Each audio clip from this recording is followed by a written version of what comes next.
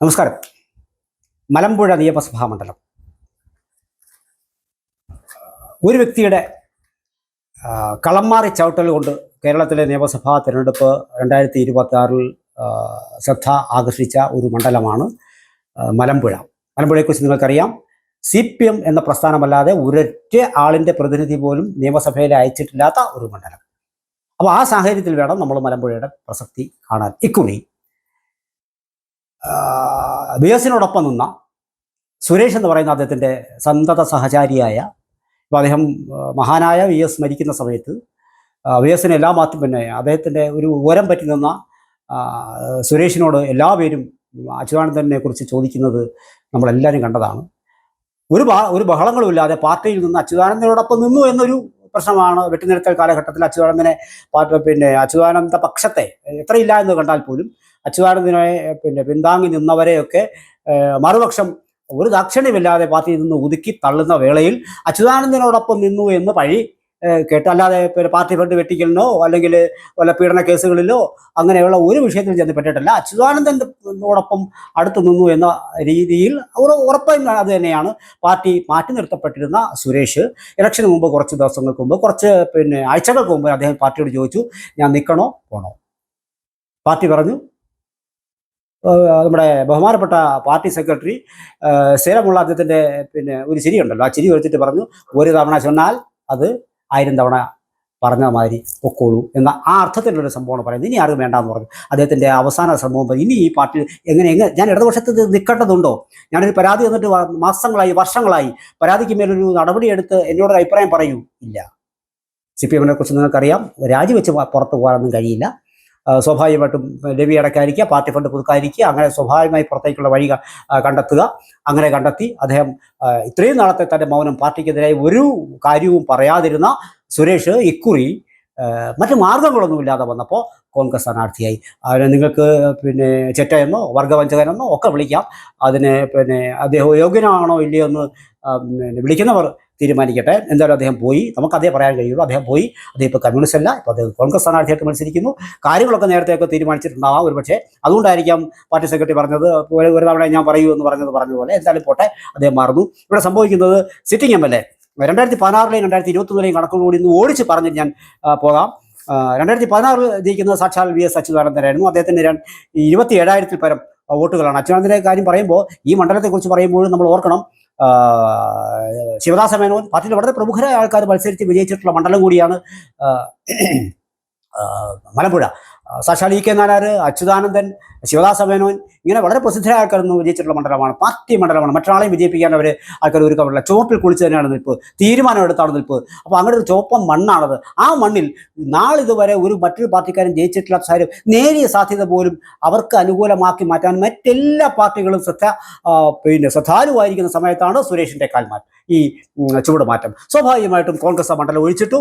എന്തായാലും ഞങ്ങൾ ഇന്ന് ജയിക്കില്ല, പക്ഷേ ഒരു അറ്റംപ്റ്റ് സുരേഷിൽ കൂടി നടത്താൻ കഴിയുമോ എന്നുള്ള ശ്രമത്തിലാണ് വാസ്തവത്തിൽ. അങ്ങനെയാണ് മലമ്പുഴ മണ്ഡലം ശ്രദ്ധ ആകർഷിക്കുന്നത്. ഇല്ലെങ്കിൽ ആര് നിർത്തിയാലും ജയിക്കും. CPM സ്ഥാനാർത്ഥിയാണെങ്കിൽ അങ്ങനെ വരേണ്ടിയിരുന്ന മണ്ഡലത്തിലാണ് ശ്രദ്ധ ഇപ്പം ഇങ്ങനെ വരുന്നത്. കണക്കുകളിലേക്ക് ഞാൻ വരാം. അവിടെ VS അച്യുതാനന്ദൻ മത്സരിക്കുന്ന സമയത്ത് അന്ന് 2ാം സ്ഥാനത്ത് വന്നു. ഓർക്കണം, 2016 2ാം സ്ഥാനത്ത് വന്നത് BJP ആയിരുന്നു എന്നുള്ളതാണ്. അച്യുതാനന്ദന് 27,000-ൽ പരം വോട്ടുകൾ ഭൂരിപക്ഷം ലഭിക്കുമ്പോൾ 2ാം സ്ഥാനത്ത് വന്നത് BJP ആണ്. അവിടെ VS ജോയി എന്ന് പറയുന്ന കോൺഗ്രസ്സുകാരെ മത്സരിക്കുന്നു. അന്ന് 35,000 വോട്ടുകൾ വന്നു. ഓർക്കൂ, 35,000 ഇവിടെ കിടക്കുന്നു, 46 ഇവിടെ കിടക്കുന്നു. അപ്പോൾ അവിടെ CPM-നുള്ള കോട്ടയാണ്. അവിടെ 2ാം സ്ഥാനത്ത് നിൽക്കുന്ന BJP ആണ്. 2016 കഥയാണ് ഇത് പറയുന്നത്. കോൺഗ്രസിന് 35,000 വോട്ടുകളേ ഉള്ളൂ. രണ്ടാമത് VS അറിയാമല്ലോ, മാരാരിക്കുളത്തെ വളരെ പ്രസിദ്ധമായ തോൽവിക്ക് ശേഷം അദ്ദേഹം തോൽവിക്ക് പല കാരണങ്ങളുണ്ട്. അന്ന് റിപ്പോർട്ട് ചെയ്യാൻ മാരാരിക്കുളത്ത് പോയിരുന്ന ഒരാൾ കൂടി ഞാൻ വളരെ തമാശയായിരുന്നു. അതിൻ്റെ ഓരോ പ്രസംഗങ്ങളും ഞങ്ങൾ മാറി കേട്ടു വരികയായിരുന്നു. അപ്പോഴൊക്കെ ഞങ്ങൾ ഇതിൻ്റെ ഒരു ലാഞ്ചന കണ്ടിരുന്നു എന്നുള്ളതാണ്. അദ്ദേഹം തോൽക്കാനുള്ള വഴി കൂടിയാണ്. ഇദ്ദേഹം തന്നെ സ്വയം തിരഞ്ഞെടുത്ത വഴിയാണോ എന്ന് പോലും ഞങ്ങൾ പരസ്പരം, പക്ഷേ കാര്യങ്ങളെല്ലാം അത് തോറ്റു. അതിൻ്റെ കാര്യകാരണങ്ങളൊക്കെ ഞങ്ങൾ ചിന്തിച്ചൊരു അപ്പുറമായിരുന്നു. പോട്ടെ. അദ്ദേഹത്തിന് രക്ഷ വന്നത് പാലക്കാടേക്ക് വരുമ്പോഴാണ്. അപ്പോഴും നിങ്ങൾ ഓർക്കണം, VS-നെ അടുത്ത വർഷം ഈ സ്ഥാനാർത്ഥി പട്ടികയിൽ നിന്ന് ഒഴിവാക്കിയതും പാലക്കാട് നിന്ന് തന്നെയായിരുന്നു. അന്നത്തെ ആവശ്യങ്ങളൊക്കെ ഇന്നും നമുക്ക് ഭംഗിയായിട്ടറിയാം. VS-ന് വേണ്ടി വലിയ മുറവിളികൾ ഉണ്ടാകുന്നതും വീണ്ടും VS അവിടെ സ്ഥാനാർത്ഥിത്വം നേടുന്നതും മുഖ്യമന്ത്രിയായ കഥ ഉൾപ്പെടെ കേരളത്തിൽ മറക്കാറൊന്നുമായിട്ടുള്ള കാര്യങ്ങളൊന്നുമല്ല. ആ മണ്ഡലത്തിലാണ് അപ്പോൾ വി എസിന് ശക്തമായ സ്വാധീനമുണ്ട് എന്നാണ് കാര്യങ്ങളിലേക്ക് ഞാൻ പറഞ്ഞു വരുന്നത്. അദ്ദേഹത്തിൻ്റെ തന്നെ അടുപ്പക്കാരനായ ഈ പ്രഭാകരൻ എന്ന് പറയുന്ന ആളാണ് വാസ്തവത്തിൽ അവിടെ 2021 സ്ഥാനാർത്ഥിയായി നിന്ന് CPM സ്ഥാനാർത്ഥിയായി നിന്ന് മത്സരിച്ചത്. അന്നും അദ്ദേഹത്തിൻ്റെ ഭൂരിപക്ഷം 25,000-ഓളം ഉണ്ടായിരുന്നു. CPM വോട്ടുകളാണ് ഭൂരിപക്ഷം നേടിക്കൊടുക്കുന്നത്. പ്രഭാകരൻ എന്ന് പറയുന്ന 2 സ്ഥാനാർത്ഥികൾ, ഇന്ന് കോൺഗ്രസിൻ്റെ സ്ഥാനാർത്ഥിയായി നിൽക്കുന്ന സുരേഷും ഇപ്പോഴത്തെ സിറ്റിംഗ് MLA ആയിട്ടുള്ള പ്രഭാകരൻ എന്ന് പറയും, രണ്ടുപേരും വി എസിൻ്റെ അടുത്ത ആൾക്കാർ തന്നെയായിരുന്നു. വാസ്തവത്തിൽ അവിടുത്തെ പാർട്ടി കേഡറുകൾ ധർമ്മസങ്കടത്തിലായിരിക്കും. ഈ കേഡറുകൾ മാത്രമല്ല, അവിടുത്തെ സാധാരണക്കാരായ നിഷ്കളങ്കരായ പാർട്ടി പ്രവർത്തകർ, വീണ്ടും ഞാൻ ആവർത്തിക്കുന്നു, അച്യുതാനന്ദനോടൊപ്പം നിന്നിരുന്ന പാർട്ടി പ്രവർത്തകർ, അവർക്ക് സുരേഷിന് വോട്ട് ചെയ്യണമോ, മേൽ പറഞ്ഞതുപോലെ സുരേഷിനെ നിങ്ങൾക്ക് വർഗ്ഗാവം ചെയ്യണമെന്നോ ചെറ്റെന്നോ ഒക്കെ പറയാം, പിന്നെ സുരേഷിനെ വോട്ട് ചെയ്യണമോ അതോ പ്രഭാകരൻ വോട്ട് ചെയ്യണമോ, പാർട്ടി കേഡർമാർ ഒരു ആശങ്ക സ്വാഭാവികമായിട്ടും എനിക്കാണെങ്കിൽ അങ്ങനെ ആശങ്ക ഉണ്ടാവും. പക്ഷേ അങ്ങനെ ആശങ്ക ഏതളവിൽ മറികടക്കും എന്നതിന് അതാണ് ഞാൻ പറഞ്ഞത്. മലമ്പുഴ മണ്ഡലം അവിടെ സത്യാകർഷിക്കുന്ന മണ്ഡലം ഒന്നും നഷ്ടപ്പെടാനില്ല കോൺഗ്രസിന്. കിട്ടിയാൽ പിന്നെ ഊട്ടി, അത് തന്നെയാണ് സംഭവം. അവിടെ രക്ഷപ്പെട്ടു വരും എന്നുള്ളതാണ്. അവിടെ ഇല്ലെങ്കിൽ സുരേഷ് സ്വാഭാവികമായും ആ മലമ്പുഴ മണ്ഡലത്തിൽ ചുവപ്പ് സേനയോട് ഏറ്റുമുട്ടി പരാജയപ്പെടുന്നു. ഒരു കുറവും അതിന് വരാനില്ല. അതേ എത്ര വോട്ട് അതിന് ലഭിക്കുമെന്നുള്ളതാണ് അവിടെയും ചില പ്രശ്നം. അവിടെ CPM ചിലപ്പോൾ അന്തസ്സ് ഉണ്ടാക്കി കൊടുക്കും. അങ്ങനെ വോട്ടുകൾ ഭിന്നിച്ച് പോയില്ലെങ്കിൽ, പാർട്ടി വിട്ടു പോയാൽ ഞങ്ങളൊപ്പമില്ല എന്ന സന്ദേശമാണോ CPM കൊടുക്കുക? CPM ഇപ്പോൾ പ്രഭാകരനിലൂടെ നേടിയെടുക്കാൻ കഴിയുന്നത് എന്നുള്ളത് ഒന്ന്. 2, സുരേഷിന് വഴി എത്രയെങ്കിലും വോട്ടുകൾ പിടിക്കാൻ കഴിയുമോ, അല്ലെങ്കിൽ അത് വിജയിക്കാൻ കഴിയുമോ എന്ന് സാധ്യത കണക്ക് കൂട്ടിയിരിക്കുന്ന UDF. പിന്നൊന്ന് പറയുന്നത് അവിടുത്തെ BJP സ്ഥാനാർത്ഥിയാണ്. അത് ഞാൻ നേരത്തെ തുടക്കത്തിൽ പറഞ്ഞതുപോലെ BJPക്ക് അവിടെ അച്യുതാനന്ദൻ മത്സരിച്ചപ്പോഴും 46,000 വോട്ട് പിടിച്ചിരുന്നു. C. കൃഷ്ണകുമാർ BJPയുടെ ഒട്ടും മോശക്കാരനല്ലാത്ത ആ മേഖലയിലെ കക്ഷിയാണ്. എല്ലാ കളിയും അദ്ദേഹത്തിനും അറിയാം. അദ്ദേഹം പിടിച്ചിരുന്ന വോട്ടെന്ന് പറയുന്നത് 50,000 വോട്ടാണ് 2021 പിടിച്ചിരുന്നത്. ഓർക്കുക, 2021 50,000 പരം വോട്ടുകൾ അവിടെ പിടിക്കുന്നു. ഒരു കാര്യം നമുക്ക് ഇവിടെയാണ് കണക്കുകളിൽ കൂടി വ്യക്തത വരുന്നത്. ഇനി ഒരു കാര്യം പറഞ്ഞു, ഇനി അടുത്ത് നമുക്ക് 2024 കണക്കുകളിലേക്ക് വന്നാൽ, ലോക്സഭാ മണ്ഡലത്തിലെ കണക്കുകളിലേക്ക് വന്നു കഴിഞ്ഞാൽ 2024 അവിടെ വിജയരാഘവൻ മത്സരിക്കുന്ന സമയത്ത് വിജയരാഘവന് സ്വാഭാവികമായിട്ടും മണ്ഡലത്തിലുള്ള സ്വാധീനം എടുത്തു കാട്ടുന്ന ഒരു വോട്ടിംഗ് ശതമാനമായിരുന്നു. വോട്ട് ആണ് വിജയരാഘവന് ലഭിച്ചത്. അതിൽ 55,000 പരം വോട്ട് മലമ്പുഴ നിയമസഭാ മണ്ഡലത്തിൽ ലഭിച്ചപ്പോൾ കൃഷ്ണകുമാറിന് അത് 48,000 വോട്ടുകളായി ചുരുങ്ങി. VK ശ്രീകണ്ഠന് 47,000 വോട്ടുകൾ. അപ്പോഴും നിങ്ങളൊരു കാര്യം കാണേണ്ടത്, BJPയുടെ വോട്ട് 48-50 പറഞ്ഞ് തട്ടിത്തട്ടി നിൽക്കുവാണ്. നല്ല സ്വാധീനം വിജയരാഘവന് LDFിനോടെ ഉണ്ട് താനും. ഇപ്പോൾ ഇക്കുറി എന്ന് പറയുന്നത് സുരേഷ് എത്ര ശതമാനം വോട്ട് പിടിക്കും, എത്ര വോട്ടുകൾ പിടിച്ചു കൊണ്ടുവരും, ആ ധർമ്മ സങ്കടത്തിൽപ്പെട്ട് നിൽക്കുന്ന ആൾക്കാരാണ് അവിടുത്തെ പാർട്ടി കേഡർമാർ.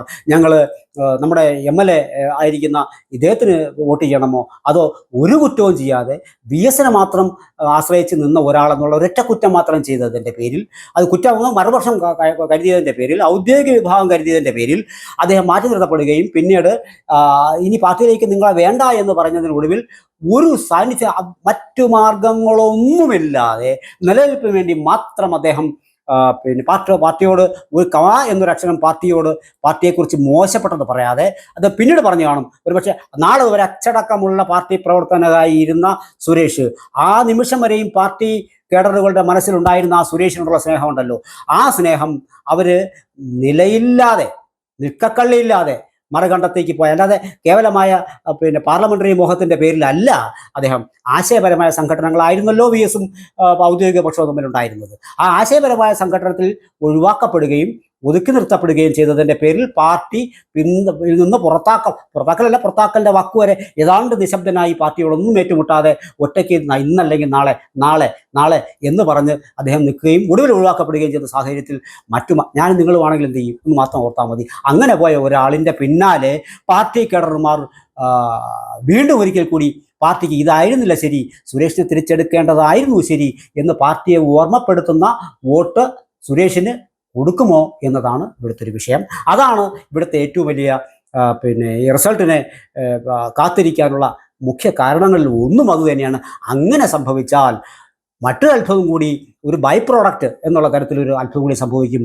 ഈ സുരേഷ് പിടിക്കുന്ന ഓരോ വോട്ടും പിടിച്ചാൽ അവിടെ സംഭവിക്കുന്നത്, പിടിക്കുന്ന വോട്ട് LDFിൽ നിന്നാണ്. ഞാൻ നേരത്തെ പറഞ്ഞു, ഒരു 25,000 ഭൂരിപക്ഷമാണ് ഉള്ളത്. 50,000-ഓളം BJPക്ക് വളരെ കൃത്യമായിട്ടുള്ള വോട്ടുകൾ അവിടെ കിടക്കുകയാണ്. നിങ്ങൾ ഓർക്കണം, 71,000 75,000 പരം വോട്ടുകളോടെ പിടിക്കുമ്പോൾ 25,000 ഭൂരിപക്ഷം മാത്രം കിട്ടുമ്പോൾ ആ 25 ഭൂരിപക്ഷം കിട്ടിക്കഴിഞ്ഞാൽ ബാക്കി എത്രയാണെന്ന് ഓർക്കണം, 50 ഉള്ളൂ. ആ 25നെ ഒരു പിളർക്കാനുള്ള സാധ്യത അവിടെ ഉണ്ടോ ഇല്ലയോ എന്നുള്ളതാണ് ഇവിടുത്തെ ഏറ്റവും വലിയ ചോദ്യം. ആ പിടിക്കുന്ന വോട്ടുകൾ അതിനൊരു ഡബിൾ എഫക്റ്റ് ആയിരിക്കും വരുന്നത്. അങ്ങനെ വോട്ട് പിടിച്ചാൽ അത് CPM-ൻ്റെ വോട്ടുകൾ തന്നെയായിരിക്കും. ആ ഒരു കാര്യം മാത്രമാണ്. അതിനിടയിൽപ്പെട്ട് ആര് ജയിക്കുമെന്ന് ഇവിടെയും നമുക്ക് പറയാൻ കഴിയില്ല. അവിടെയും അങ്ങനെ പിടിച്ചു അല്ലാതെ എത്ര വോട്ട് പിടിക്കുമെന്നുള്ളതിനെ തന്നെ മാത്രം ആശ്രയിച്ചാണ് അവിടുത്തെ വിജയപരാജയം. ഇല്ലെങ്കിൽ ശ്രീകൃഷ്ണന്മാർ ഒരിക്കലും ജയിക്കില്ല. അങ്ങനെ വന്നു കഴിഞ്ഞാൽ ഈ 3 സ്ഥാനാർത്ഥികളിൽ 50,000 പടന്ന് കറങ്ങും.